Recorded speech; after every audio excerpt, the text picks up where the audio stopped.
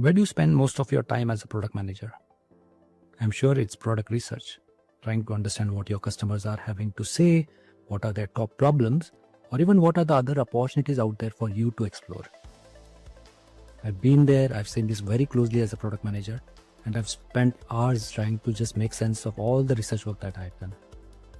Believe me, it's time consuming, it's messy, and it actually takes you away from the thing that you love, which is building the actual product and releasing it to the market.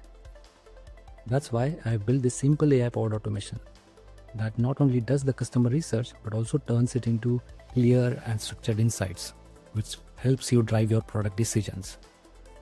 And in this hands-on workshop, I'm going to actually show you how to build this automated workflow end-to-end using no-code tool like make.com and some other modules, including OpenAI, to add the layer of intelligence to it. If you think you are someone who will benefit from this, make sure you register. And if you've got someone in your network who you think will benefit, make sure you share with them. And I would love to see you all there.